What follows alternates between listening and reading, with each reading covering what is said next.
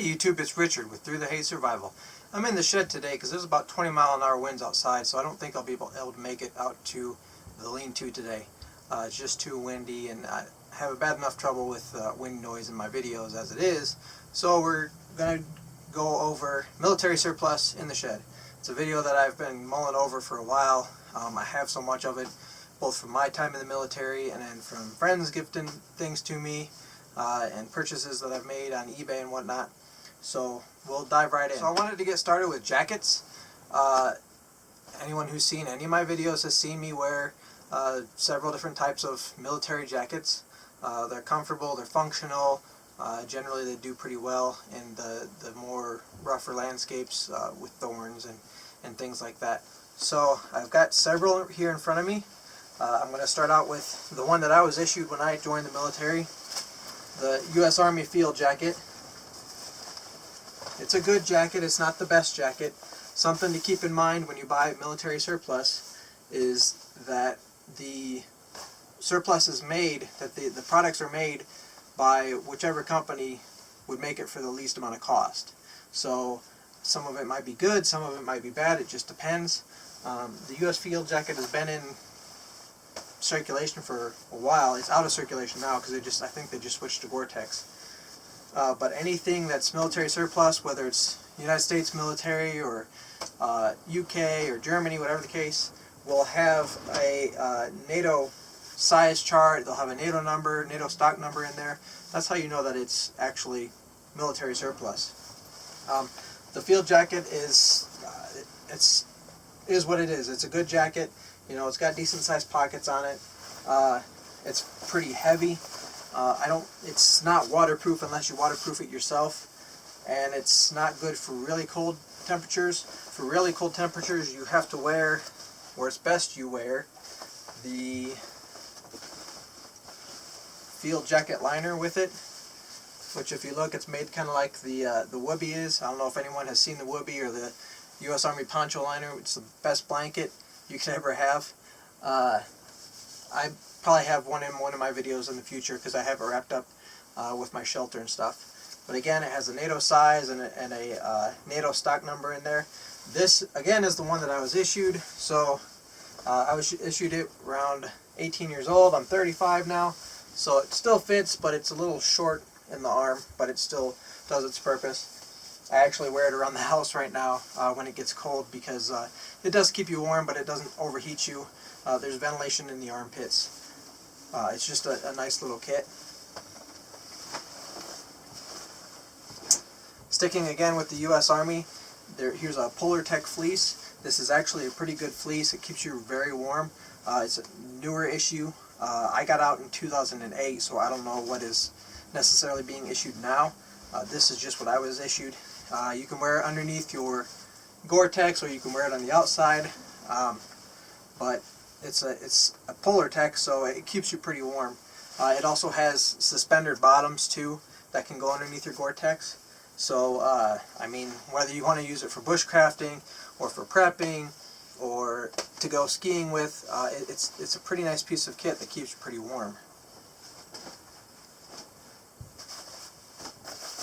I want you to keep in mind of your country's, states, your local laws regarding military surplus, the wear of it, and the purchase of it.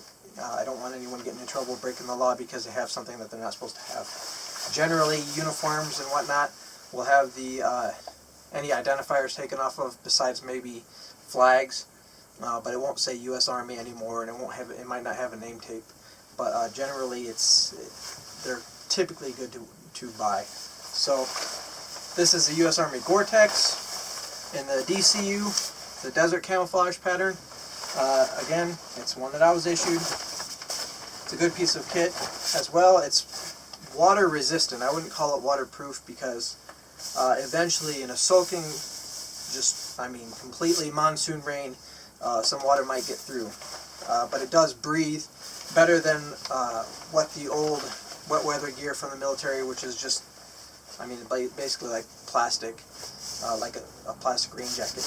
But this breathes. It does shed water all right. It has ventilation underneath the armpits, so that way you don't overheat inside of it. Has a large pocket here, has a sleeve pocket here, and there is bottoms to this, pants to this as well, and a large hood with buttons on it. So again, just something to consider. One reason you want to consider military surplus is because of cost. It's not the best on the market, but cost-wise, it's the best that you can get for the price that you can get it for. A lot of stuff that I've gotten is new quality, almost like it's never been used. Mainly because when soldiers get out of the military, at least in the United States, they have to turn in a lot of their gear. And the people that you turn in your gear to are very much sticklers. If you have a spot of dust on there, they'll make you take it back and fix it, or they'll make you pay for it. So it's generally in really, really good condition. This, you've seen in my videos, this is the British Army smock, windproof smock.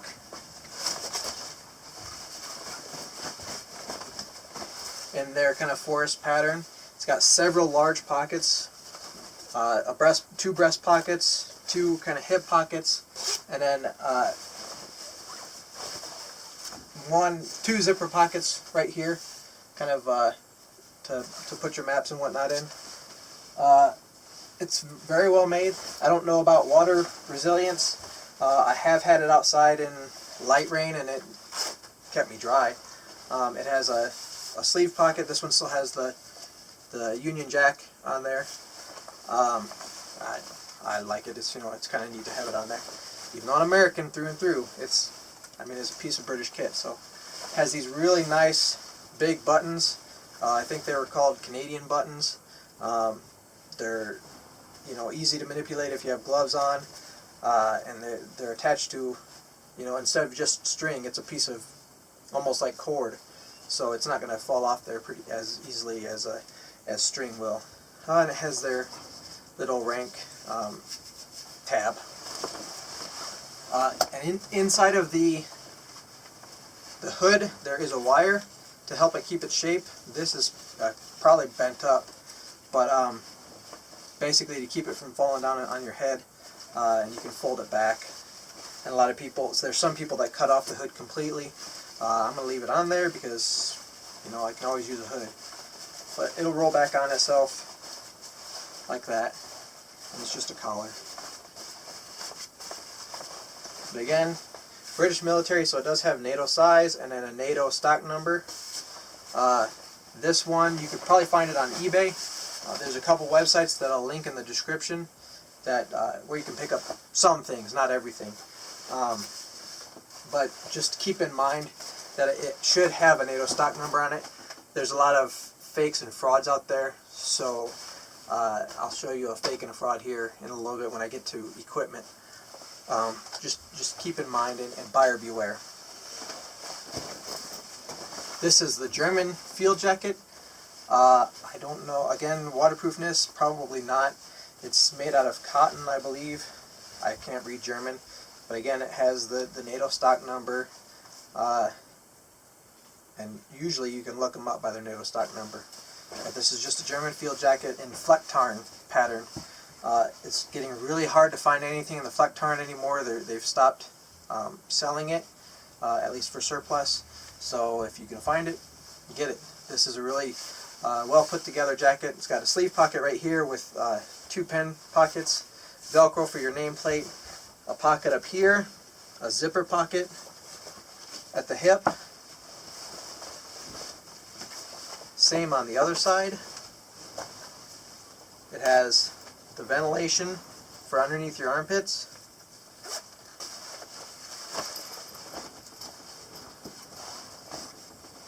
You can see where everything is double stitched on the inside. These are not. This is just the back of the pockets.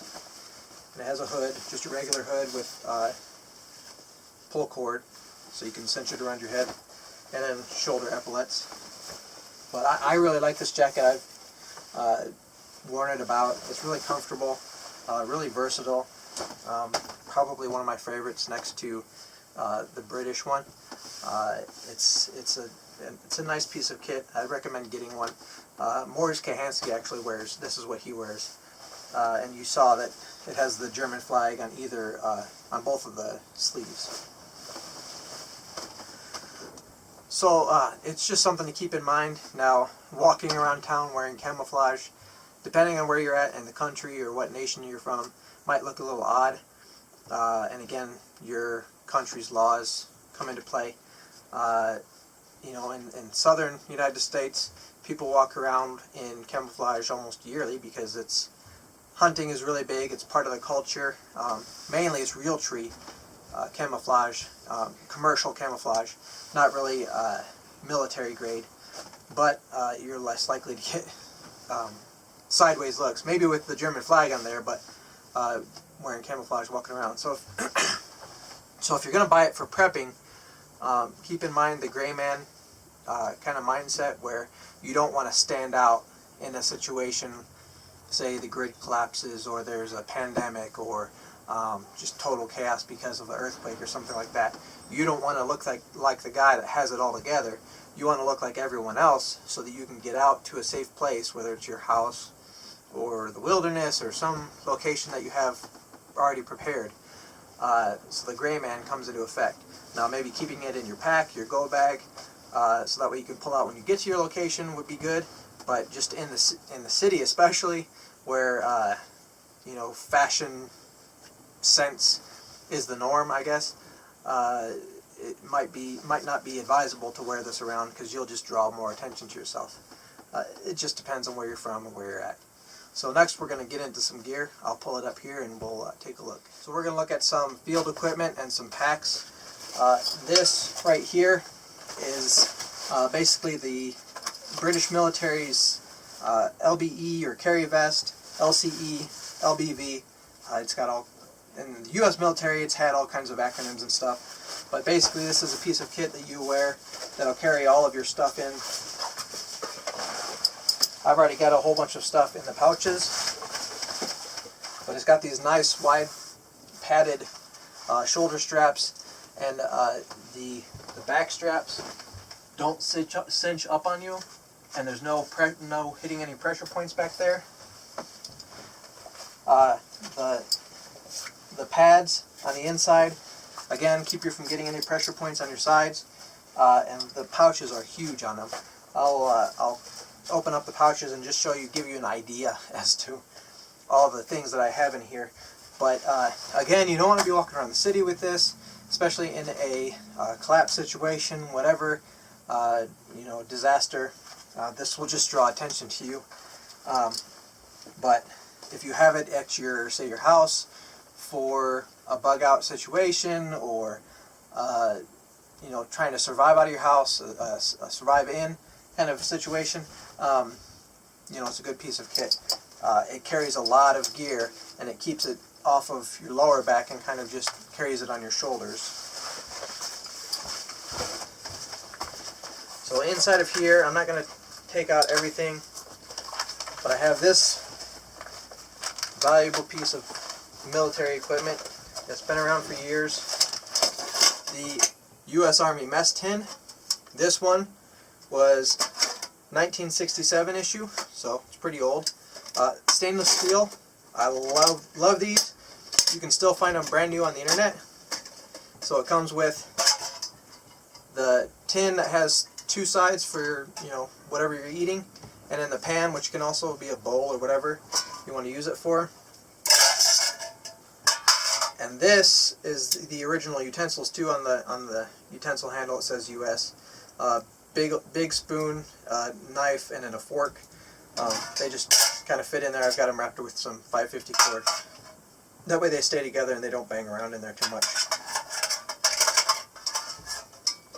But it all closes up in on itself, like this, and it's closed. It's sealed. I can hold it by just that, and it's not going to come apart. So this is a really good piece of kit, especially if you have a lot of family members. If you do a lot of camping, bushcrafting, prepping, it doesn't matter. This is just, it's a really nice, really neat piece of kit. You can get them for usually under $30 US.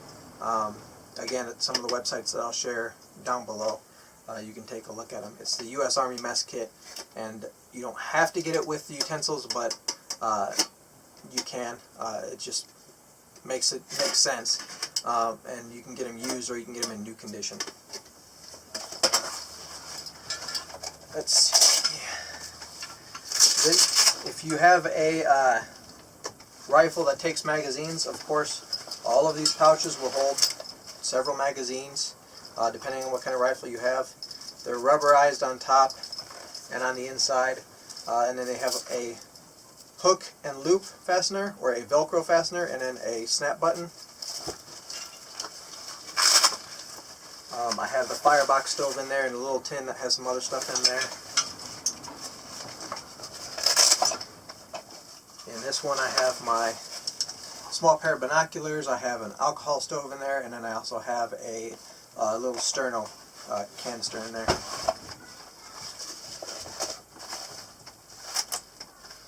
This is the British Army's canteen. It's a wide mouth canteen, which makes it nice if you want to, for putting in, you know, your bleach or your tablets or whatever. It makes it easier to drink. This is a used piece of kit, so if you get a used canteen, you want to clean it up really well. It shouldn't have any strong smells inside. I would not recommend putting drink mixes or anything like that in here, because it adheres to the plastic inside and it'll smell like that drink mix pretty much forever. Same thing like with your Camelback. You don't want to put drink mixes inside or anything but water inside, because that smell will it'll be in there forever. I have a U.S. Army canteen around here somewhere. I don't know. The shed is pretty full of all kinds of stuff. I have more military surplus than just what's I've shown you and just what's going to be shown today. It's just in bags and boxes and just all over the place. That's what happens when you're in the military. You end up with a lot of equipment afterwards. And this one that held the mess tin, I also have a little trauma first aid kit in there for my alcohol stove. And this one I've got some alcohol and then a compass. This is a military style compass, and we'll do a video on orienteering and going based off of sight lines and compasses and stuff, and degrees, and why you should learn to use a compass and not just be reliant on a GPS. But we have the compass in there, and then in this one is a water filter. It's a Catadine water filter. It's one of the more expensive ones. It was the first piece of expensive kit that I ever bought for preparedness, but I mean, it's a useful piece of kit. That's for 50,000 gallons for one filter, so before you have to replace the ceramic filter inside. So that's a lot of water, even for a family to use. So I'll put this down over here. So these might look very similar, but one is military issue and one is a civilian knockoff. And the military issue one is pretty easy to spot. It'd be this one. And I have a case for it that I'll show you here in just a minute when I pull up the packs. So this is the military folding shovel. You can either use it like this for scraping the earth, or just like this with a shovel. You just tighten up the neck on it, and it holds everything in place. It's pretty sturdy. A lot of people will sharpen up the edge so that way you can use it for taking down branches and stuff. It's got kind of like a little serrated edge right here. It's really good digging your latrine, clearing out your area for where you're building your shelter. But it has a lot of uses, and it's not super heavy. It's pretty well built. They can break, especially up here at the neck. That's where I've seen them break the most. The two weakest points is right here and right here, where they have the movement at. So again, if it's a piece of kit that you can use multiple times, it has many uses. When you close it up like this, lock it in place. That way it doesn't That way it doesn't, you know, come unfolded when you stow it away. But it's a good piece of kit. You can see it has some, sorry for the weird cut there, my camera stopped recording for some reason, so we'll just keep rolling. You can see on the back here there's solid rivets, pretty large rivets here, and then on the neck right here there's a bolt that goes through with a nut on the other side, and it holds everything together. It's very heavy duty made. But now if we look at the civilian knockoff, these really tiny rivets, and then on the neck right here it's just a rivet. There's no bolt. So the whole thing is really loose. It's not like this one where it's got some heft to it. Even the metal feels pretty cheap. But you can tell there's a lot of wiggle right there. That's not something that you want when you're digging a hole or you're using this as a piece of kit. You want to have some faith in your kit when you're using it, not knowing if your kit, like if you have in the back of your mind that this piece of kit might possibly fail, this piece of equipment might fail on me, you're really going to hurt your mental, your positive mental attitude, because if you don't have faith in a piece of kit that you're using, you're just waiting for it to fail and to make life on you that much harder. You can tell right here where the metal's kind of cinched, where they've bent it, whereas on this one it's a smooth, kind of well done bend. It has these really cheap serrated edges right here that you might be able to cut through something, but it'll take you a while. It's something that I bought thinking that it was the same as this early on, kind of to supplement, to have more than one. 2 is 1, 1 is none is my rule. But this just really stays here in the shed. I don't take it out, I don't use it, I don't trust it for anything, even really digging the latrine. Now, last ditch resort, I guess, and if it broke I'd have to figure out some way of still using it, but in reality I don't trust this piece of kit, and I'm telling you right now, do not keep a piece of kit, do not buy a piece of kit that you cannot trust fully.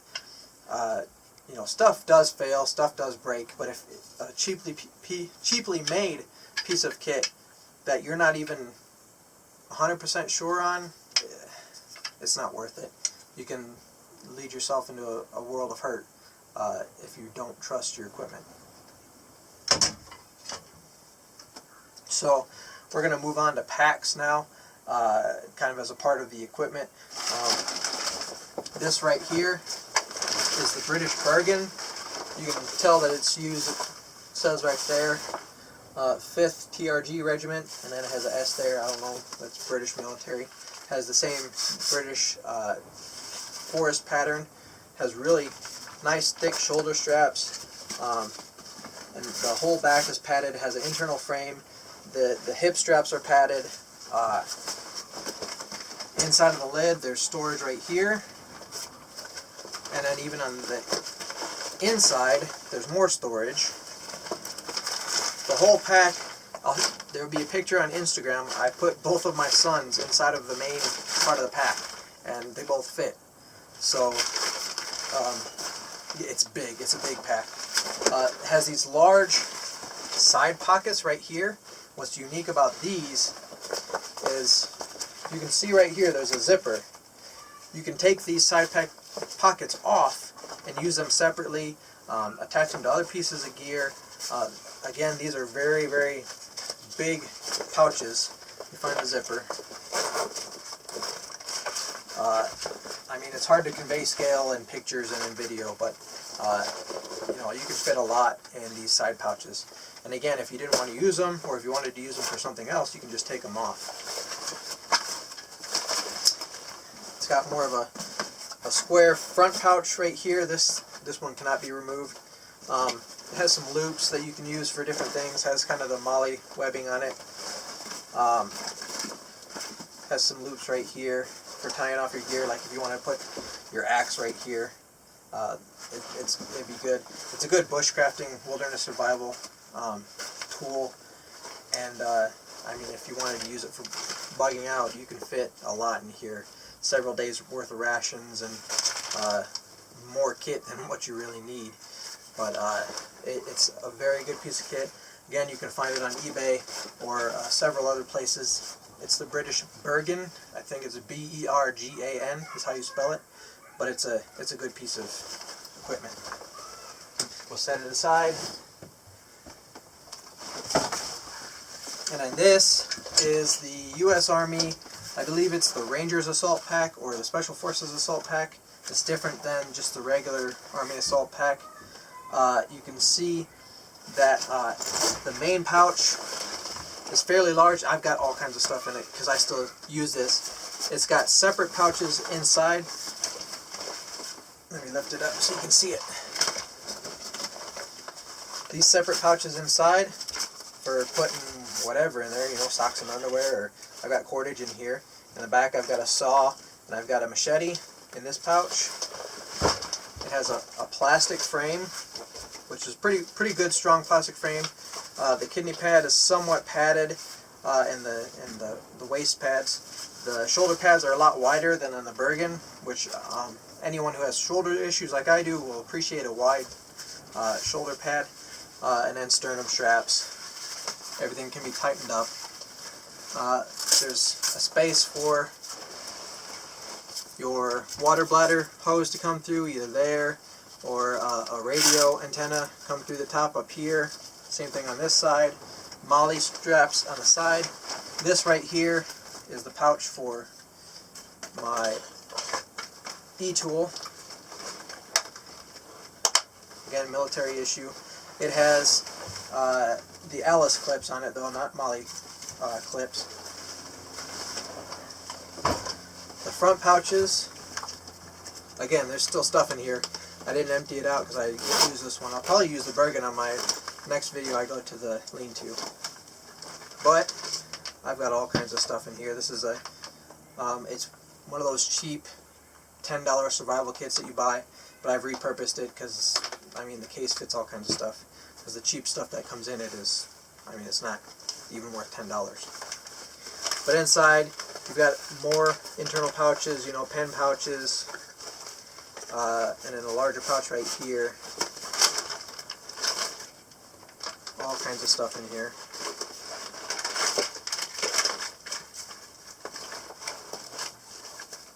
Has the Velcro to put your name or your cool bushcraft patches on, hidden woodsman or something. And then the bottom pouch is bigger than this pouch. Again, more molly straps on the outside. More internal pouches. Right here, and then even on the inside flap, there's internal pouches. And then it goes pretty deep. I've got a Moore knife in there. And then a CRKT knife in there as well. Fishing kit and some other stuff.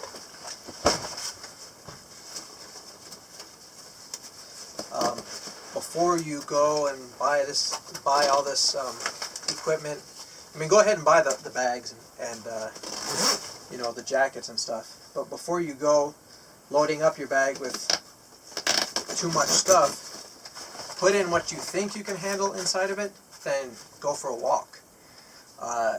In reality, carrying heavy loads on your back, if you're not used to it, it gets tiring pretty quick. I was in the infantry, so even though my back and my shoulders are jacked up, I can still walk a long ways with quite a lot of weight on my back.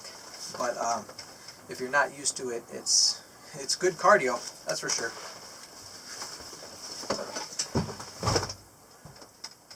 So now we're going to move on to uniforms. I don't have all of my uniforms out right now because they're all buried, and like I said, everything's packed away and there's no reason to pull everything out. But uniform hats, you've seen this in a couple of my videos. Just a military OD green boonie hat. It's good, keeps the sun off your head. Been in service for many years. You can get it in all kinds of camouflage configurations and whatnot. It has these nice vents on the side. Has a cord to hold it on your head so it doesn't go flying off. I usually just tuck it in and then put it on. And then it has a couple different configurations. Some people will wear it, at least if you've ever seen anything from Vietnam, they'll have it like this. But it's just it's good for keeping the sun off your head. One thing that'll kill people faster out in the wilderness is exposure, both the sun and the cold and the elements. So keeping your head covered well will keep a lot of the sun off your face and your ears and keep you from getting sunburned. These are the pants that I was issued when I first came in the military. They're the BDU pants. They have adjustable straps right here, and surprisingly, even though it's been quite a while, again, I was 17 when I joined. I had my parents sign the paperwork. I was delayed entry, and then I'm 35 now, and they still fit, at least in the waist. They're a little short in the leg because I've gotten taller since then, but they still fit. They've got cargo pockets on them, regular back pockets, and then well, I wouldn't say hand pockets. You're not allowed to put your hands in your pockets in the military, but hip pockets. They're good. They're made out of ripstop nylon. There's two different kinds. This would be considered the summer uniform, made out of the ripstop nylon, and then there's also a winter uniform, which is same pattern. It's just a thicker material. I pretty much only wore the nylon ripstop, the summer uniform, all the time, because you spend a lot of time out in the woods and stuff gets tore up pretty easily. You can see these are pretty faded too. The original, it was a lot darker, something like this. And then the cuffs cinch up too, to keep out ticks and critters and anything you don't want crawling up your leg. So, BDU uniforms, military uniforms, again, go based off of local laws, local regulations. Make sure that you're doing everything right. And then do not, please, do not claim to be in the military if you were never in the military. That is just not good.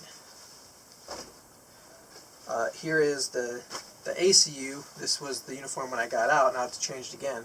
But the uniforms have changed more in the last 10 years than they have in the last 30 years. But these have Velcro on them, on the cargo pockets, with a pull cord to tighten them up, cinch them up. We got back pockets, regular front pockets, and then these ones also have ankle pockets, shin pockets, whatever you want to call them. I don't understand this uniform very much. It definitely didn't really blend in the desert in Iraq, but it's what we were issued, and for the time that I was in. So you can usually find uniforms for pretty cheap because they cycle through them so fast and they just get rid of them. And there's thousands out there, whether it's the blouses, the tops, or the pants. Again, this is the nylon ripstop, so it helps prevent against, you get a little nick in there, it's not going to tear completely across like your jeans would. Cold weather gear is another consideration. These are the polypros. We call them polypros, polypropylene. Your long johns, polypropylene because they're 100% polyester, just a base layer. These are the thin ones. There's a couple different gradients. There's like thin and medium and thick. These are the thinner ones. Again, it's just a base layer. And then the polypro top with a zipper. Again, it'll have a NATO serial number on it. This one's faded out because it's been worn. Again, these are issued. These were issued to me. I believe the lighter one. This is the medium, I think. The lighter one is it doesn't have the zipper on it, and then the heavy one does has a zipper as well. And then there's like a polypro neck gaiter and stuff. So cold weather gear, the military does pretty good at, especially if you look at countries like Scandinavia, anywhere, Finland, Sweden, Switzerland, even France and Germany, where they get really cold weather and they're up in the mountains. Their cold weather gear might be something to look into if you're in a cold area, because it will, it's built for really cold, being out in really cold environments, alpine environments. So a lot of stuff that's made with 100% wool or wool blend. It's really good equipment.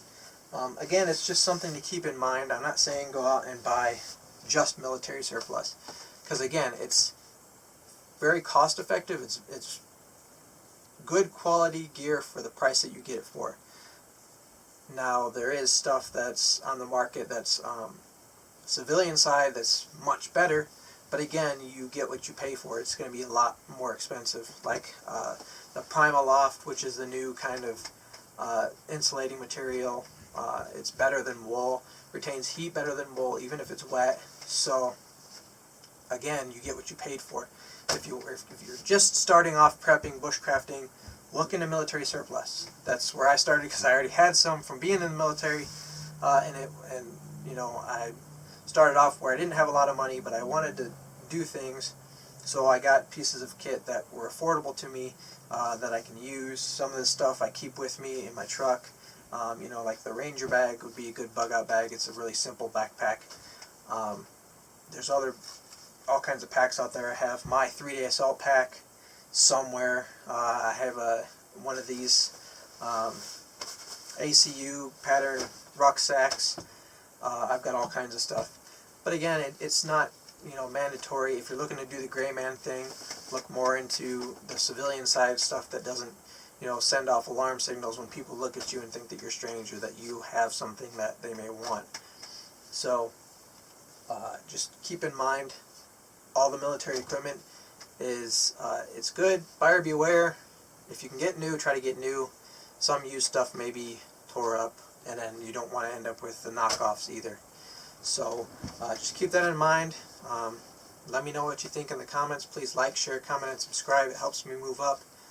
Again, I'm not doing this for money. I enjoy sharing what I know with you. So check out our Instagram too, because I'll post stuff on there that can't be posted, that won't be posted to YouTube. Maybe short videos and stuff. And there's also the Facebook page, where the Instagram and the Facebook are linked together. So just keep that in mind, and come and join me outdoors.